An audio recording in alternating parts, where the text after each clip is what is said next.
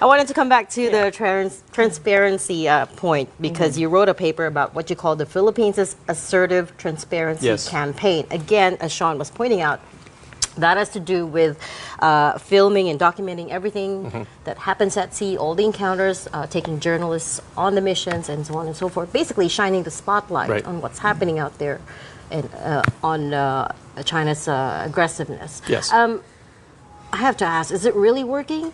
Or is it only serving to anger Beijing even more? Good question. And inflame tensions even more. Yeah, in fact, that's why we wrote the paper. And so the reason was because certainly the Philippines is taking on risk by shining the light, right? So the question is, what does the Philippines get in return? So what we propose is that the Philippines sets 3 conditions for future success. And it doesn't mean that the Philippines will ultimately succeed in any particular way, but it's certainly these 3 things are happening. One is it is increasing the Philippines' national resilience, which means, for example, there are increased budgets for maritime security. There is increased public awareness. We now see investigations going on in the Senate of various activities that may not have got attention before. There is this entire civilian convoy that goes out is evidence of this national resilience, because you have to have that in a democracy if you're going to have any way to push back.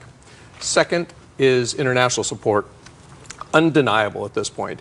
I mean, I just came from Shangri-La. The keynote speaker at the largest, most important national security conference in the entire Asia Pacific, maybe the world, was Ferdinand Marcos. That doesn't happen in a vacuum. They didn't just look out and say it's the Philippines' turn. They chose him because the Philippines has made such a difference.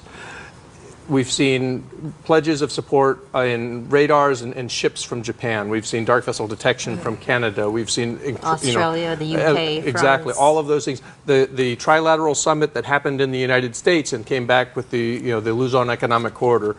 All of these things didn't happen just because one day everybody woke up and says, Philippines are nice people, we should give them things. People say, this is in our security interests to support the Philippines at this point. So all of this is to say that it's not just taking on risk. Now, the third thing, of course, is it's increasing the reputational cost on China.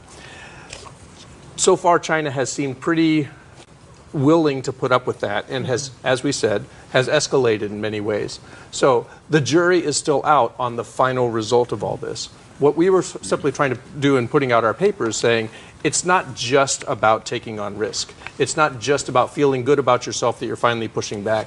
It's about actually getting some benefits in return. But surely the only benchmark of success that matters is that we avoid war.